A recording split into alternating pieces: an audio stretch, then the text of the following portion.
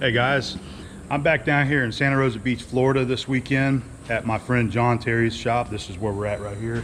You might recognize this if you watched my scraping video from back in January. This is where John hosted the Richard King scraping class right out here. But anyway, I came down to hang out with him and Lance this weekend. Lance wanted to come in town and help John work on the Cincinnati shaper scraping again of the ramways. So I wanted to come over, Abby and I, and we're here for the weekend, and I'm giving John and Lance a hand around here in the shop. We're going to work on the Cincinnati shaper, the scraping. And while I was here, I wanted to take an opportunity and maybe show you John's personal workshop. This is his machine shop right here on this side. And he's got a lot of really nice equipment in there, and I didn't really get to film that last time I was here, and he said that he didn't mind. I'll go there and give you a shop tour, show you his machines, and I'm hoping I get a chance to show you Al's personal shop over here. On this side, this is his business partner, Al Christopher, and he is a woodworker. So you've got a really nice woodworking shop over here. Then you got John's workshop over here, which is the machine shop, and they've been business partners for I think 40 years now, and I'm really hoping to get to share that with you as well, maybe a separate video. But Al has a studio right up there that he has all of his art pieces in. He does woodworking. He makes artistic wood sculptures, and it's some of the most beautiful stuff you've ever seen before, that I've ever seen. And I really want to try to share that with you and show you the stuff. It's unbelievable what this stuff looks like in the end.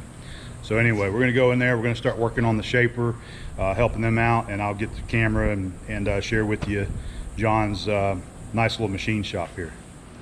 Just to try to catch you up on the speed, this is the Cincinnati shaper right there. There's Lance. And this is bathroom break. We're already in there working at it. But anyway, this is the 36-inch Cincinnati that belongs to John. And I just messed up the light here. I was trying to get that out of the way so I could come over and get you a shot. 36-inch heavy duty Cincinnati shaper, and we showed this in the scraping video back in January. So they've already begun doing some scraping up in here, but they're trying to get the ram done first, and then you use the ram to print the ways up in here. So you know, you're talking, I would say, less than 5 thousandths total wear in a machine like this. And this is where hand scraping comes into place. You know, you use your hand scrapers, you use straight edges to transfer the straightness, you know, onto the machine base right here. It was mostly wear on the ram itself that was the worst, and they got the bottom of the ram taken care of back in January. So now we're working on the sides of the dovetail on the ram, and then once that's completed, then they will continue working on the insides of these dovetails here and the gib to make sure that everything is good, straight, square, and parallel to each other. This is John's the ram off the Cincinnati shaper, 36-inch. So we just got through indicating the differences between the dovetail width right here by using his shop-made Kingway comparator there. Thanks to Watch West Work. Is that where you got the idea from? Yeah. Okay. Yeah, Watch West Work. Watch West Work. Yeah. Okay. He came up with the what's that called? The sort of the. I don't know. You can get It's the adjustable bottom piece where you can Goes on the adjust. dovetail. You can adjust the way it fits Right. on the dovetail right here. Yeah. It's adjustable. Very cool. So the top surface here, which is actually the bottom of the ram, is what Lance and Keith had already worked on back in January, and then so they're going to work on the sides of the dovetail now. So we got approximately 2 thousandths narrower on this end. Yeah, we're on the. Yeah, between the width of the dovetail. Right. On the tool end. Yep. I brought 2 of my recently purchased Biax power scrapers. One's a scraper and one's the flaker. This was part of the deal that I made with Craig on the big Rockford And we're trying it out for the very first time. Lance is going to give it a shot there. I got a whole kit with all the blades, or scraper blades, and we're going to give it a test run, see how it goes. I did bring, like I said, I brought 2 of the Biax that I bought from Craig, and then here's the other one here. So this is the EM. This is the flaker, the power flaker. All right. Even got the couple new leather straps for it.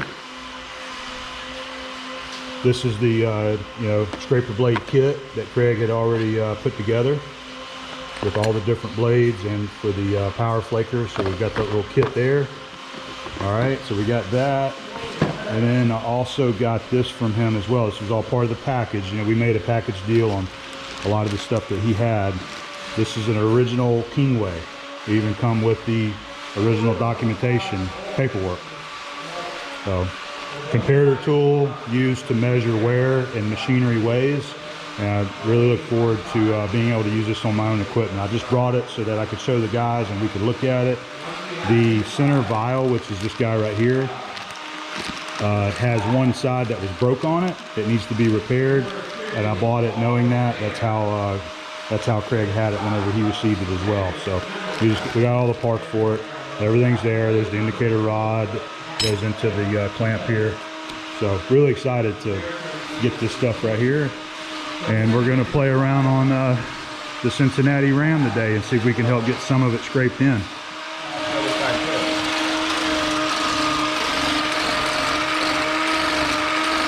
Looks like it's working pretty good. Yep. Tight. It's running well. Good.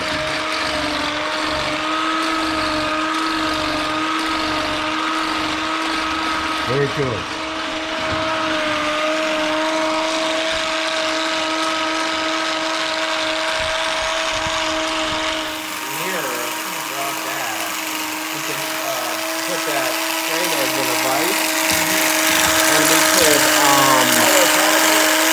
We could run the auto pollinator down and at least get an idea of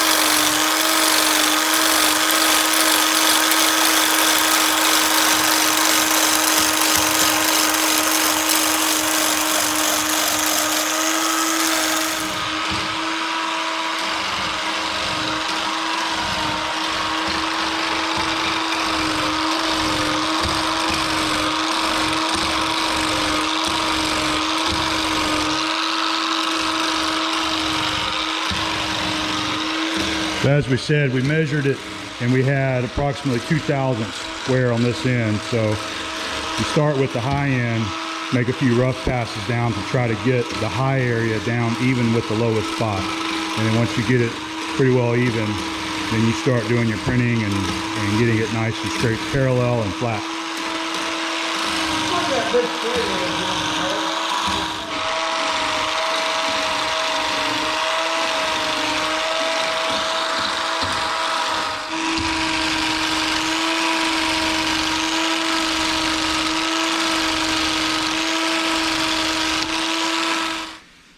All right, going with a little bit of yellow canode to give it a little bit of, what do we call it? Contrast. Contrast. I mean, it's just knocking the glare off of it and give it some contrast. I need to put more on, but I'm just starting with this. So he's just going to do a quick print just to kind of see where things are at. And the guys are getting the brown and sharp straight edge cleaned up over there. What is that, like a 6-footer over there? Should be John, that should be a 5-footer, but I'm not sure. John, is that a 5 or 6? 6, I thought. 6, okay. I don't know. Hell, it looks like 5 actually. Well, regardless, we're going to use this to do the printing. It's the same one that we used the last time on the bottom of the ram. 6. You were right, Dan. That's 6 because I have the 5-foot one back at the house. So Okay. And we'll put the blue canode onto the straight edge there. typically how we do this, but No, I usually use the little rollers, but rollers and We, the daubers, but we didn't have them today. I got rollers. We got them.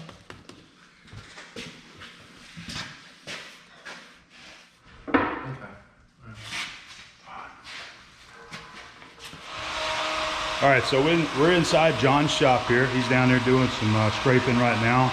And I'm just going to give you a quick little overview of his machinery that he has here.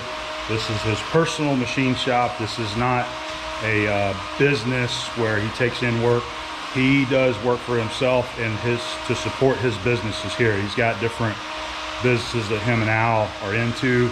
And so he does a lot of his own repair work on the heavy equipment here, on the machinery. He's got a wood shop around there and they have a lot of big industrial machinery. And he's oftentimes doing repairs on those machines. And not only that, this is his hobby shop as well. So he likes his machines, his tools, his equipment, his materials, and all that kind of stuff like most of us do. All right, we'll start over here. Here's one of his surface grinders, Blom Simplex. I cannot remember if he said he uses this one here, but he's got two more down there that we'll get to. That one's a Thompson. I forget what the other one is, but we'll show those. There's this big Milwaukee Kearney and Trecker mill. This is similar to mine, except it's a size larger. It's a 15 horsepower, and it's the vertical mill, obviously.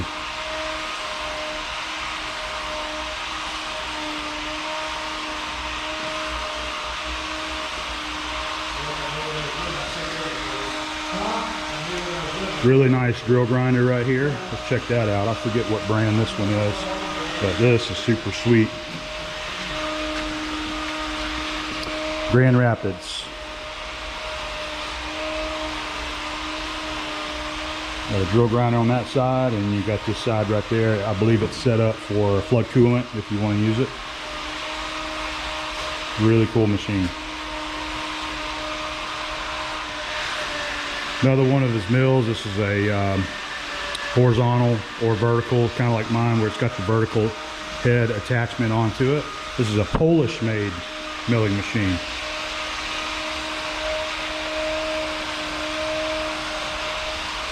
Polish American Machinery Corporation, Elk Grove Village, Illinois.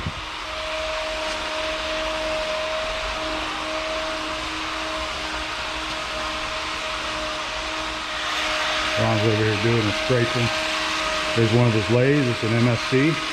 Looks to be about maybe a 16-inch swing or so. Yep, 1660.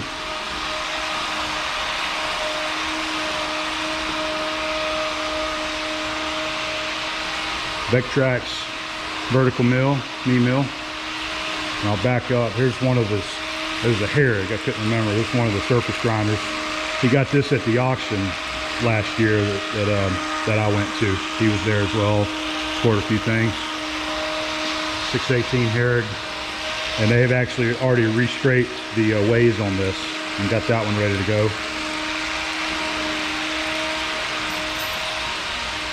American Tool Works radial arm drill. This is a 5-foot arm right there.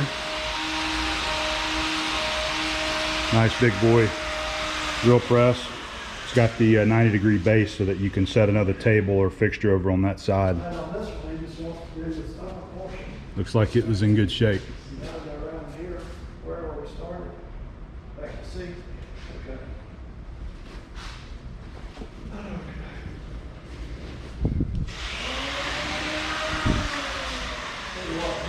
Shards brand grinder right there. Now here's his big surface grinder. This is a Thompson. I know he's put a lot of work into this. He's got it cleaned and painted, and I think he's got this thing ready to roll.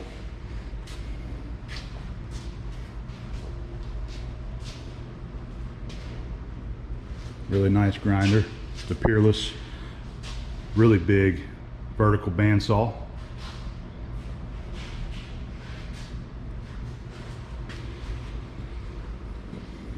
Got another drill press here. This is the Buffalo Forge, number 22.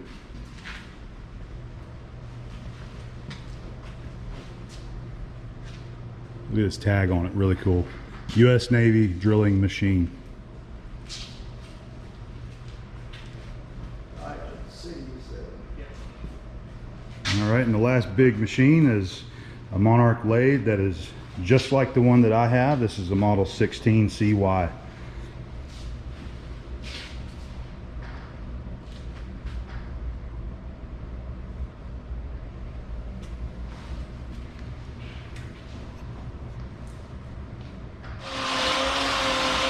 All right, we just did a print here, and you can kind of see the contact pattern.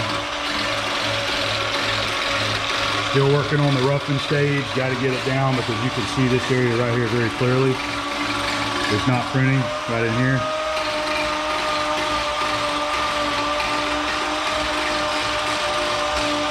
See how heavy we're hitting here, John? You see how there's like those shiny islands are right on top? So we're hitting real heavy here, and we finally caught that edge, and now we're hitting in that middle zone where we weren't hitting at all. Yeah, we were have a missing lot of there. work to do. Yeah, we still have work to do, but see now we are in one plane just about. We're real close, so we can now start doing a little bit of detail work. I forgot to show this earlier. This is John's shop-built sharpener for the carbide scraping blades here. And he's got 4 separate grits. I believe it was 240, 400, 6, and 8.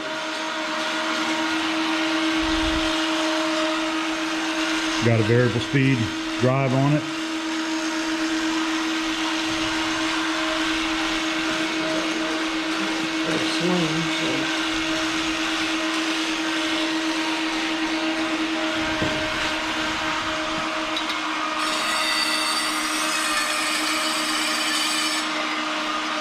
Gets the job done.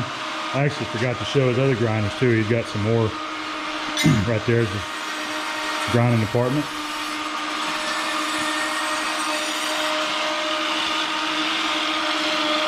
Lance making another pass down the ram here, and you might be able to see right in here on camera where it's still low right here. So just bring everything else down to this level.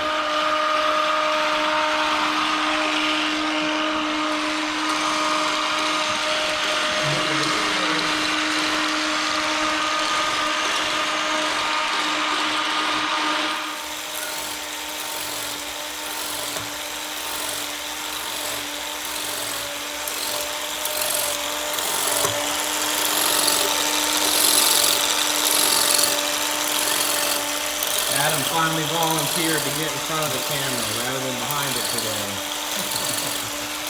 And John said, sure, you can work, I don't mind. Gotta have somebody run the camera. I'm sure I don't run the camera as good as I run that scraper, but it's good, Adam. Well, I'm out of practice, but that's why I'm helping. I'm just trying to get a little bit of seat time on the Biax here.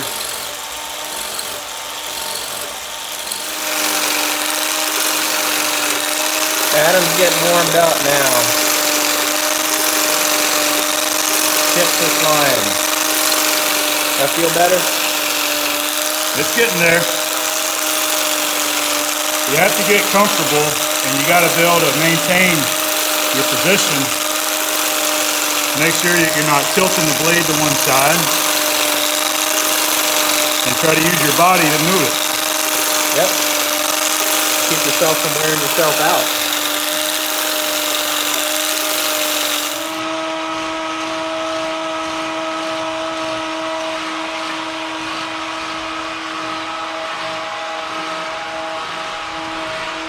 Adam's over there just picking the blues right now. Nope, he's not playing music. Taking the high spot, y'all.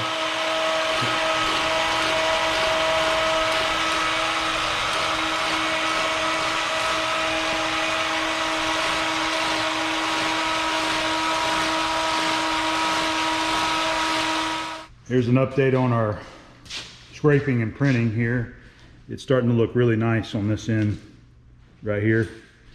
We've been working the blues only, and we still got some low right in here. So still trying to work our way down a little bit to this area right here. But it's getting there. It's looking a whole lot better than it did when we started. Bring it up.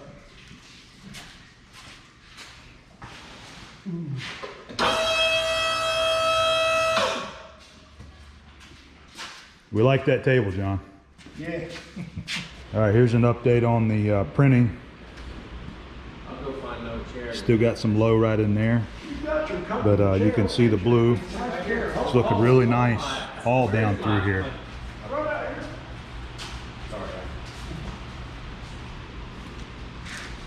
So I'm going to go ahead and take a pass on it now. We're all just taking turns. We'll take one more pass. And I think I got a shot earlier. These are the straight edges that we're using right here to do the printing. You flip them over, blue them, and then transfer it over here. Okay, I bailed on the Cincinnati. Adam's coming in to save the day. Hopefully I'm giving it justice here. Actually, we're just fine-tuning this dovetail on this side. John's been working on it, I've been working on it, so everybody's taking their turn. Definitely coming along. Yeah, it's looking real good. We're just trying to work all the blues in here and cutting those peaks out of there.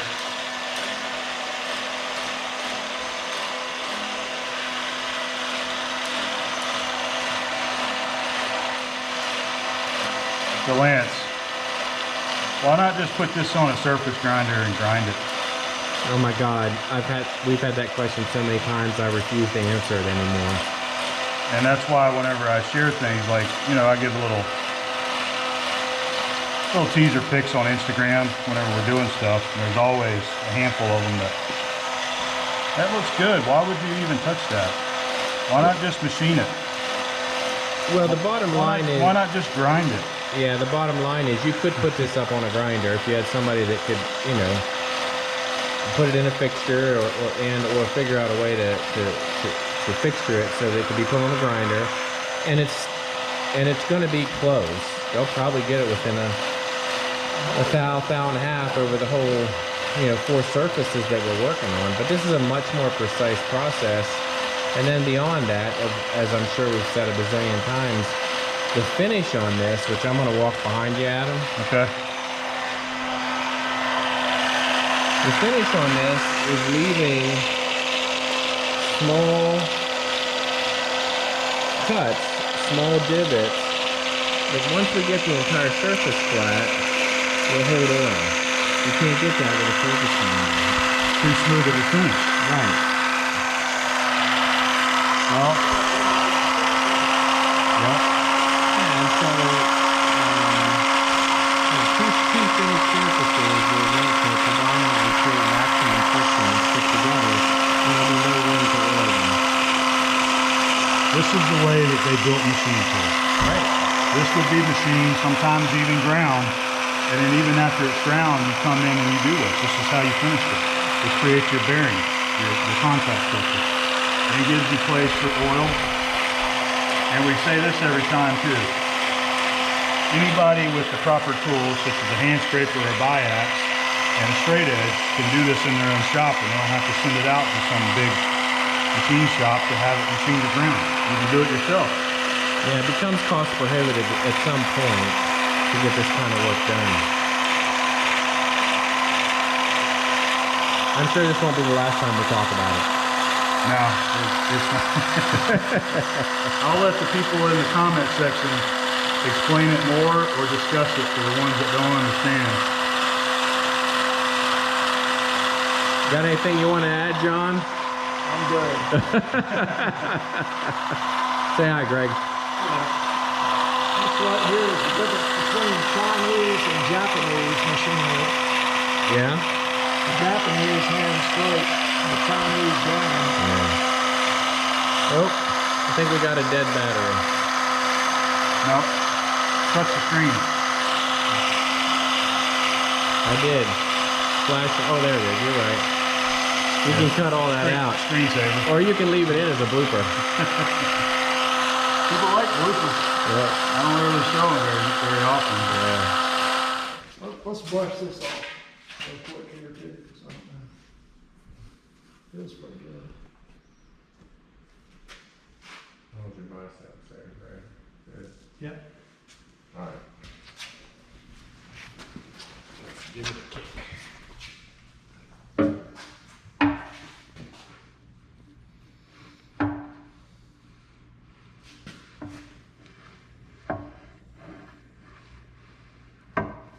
Okay, let's go ahead and hinge it there, big guy. Oh, look at that. Yeah, well, it always did hinge good. No, it's hinging right there. Yeah. No, it was hinging back Really? here. Yeah. All right, do yours. Yep. No, it's Not so hinging good about there. the same there. It's Yeah. hinging out here on the end. That's Yeah. okay. Let's go ahead and. So basically, we're just using the wider straight edge that's been mastered to my to one of my A granite plates at the house because we haven't been able to master the big brown and sharp. Plus, the brown and sharp is a lot narrower, so it's not covering the whole width Right. of this dovetail. So we used the brown and sharp to begin with to try to get it close over the whole length where we were getting some spotting down the whole length. And then I could tell because of the narrow brown and sharp, we're starting to get a little bit of a belly in the way on the front. And so we went ahead and started using the wider straight edge. Okay.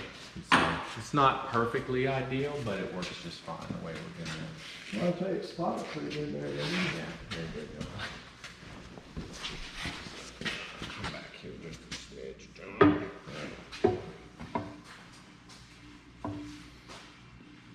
I think we're a little high in the middle here, but we're about to find out. Go ahead.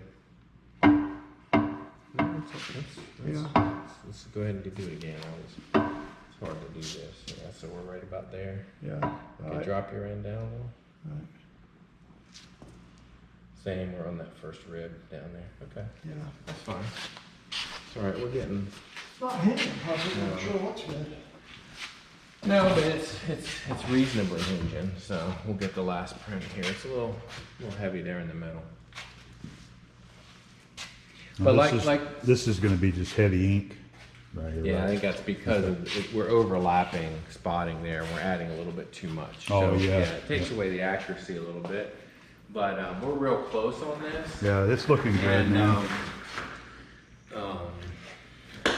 and we will at the end, Adam, stick the 6-footer back on and just take a peek and see what that looks like. Okay.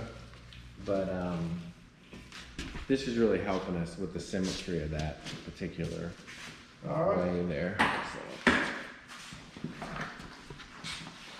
You get your workout, right? Work your back. Should have held it. No, you're right.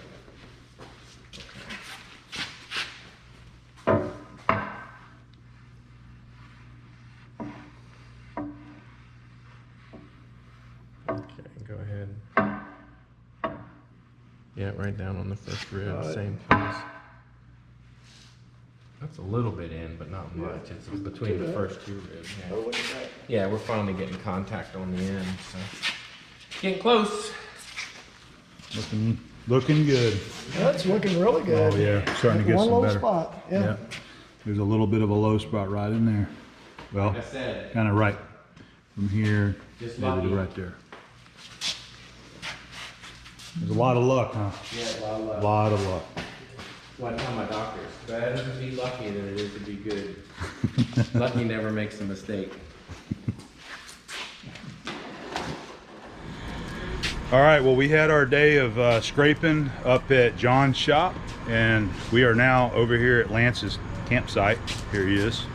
Howdy.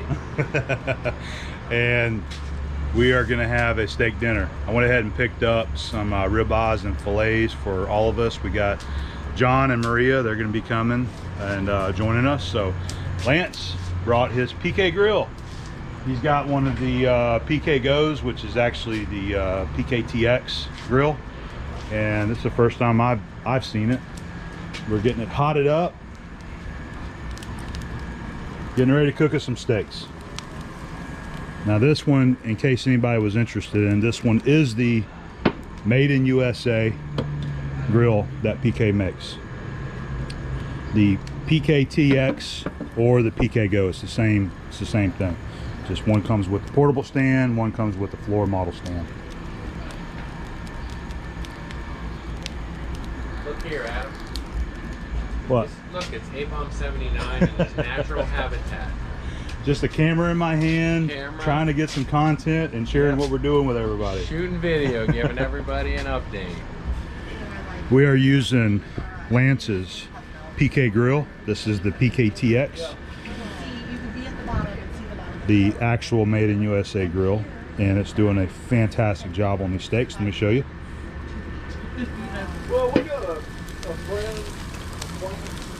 We got 3 prime ribeyes, 3 prime fillets,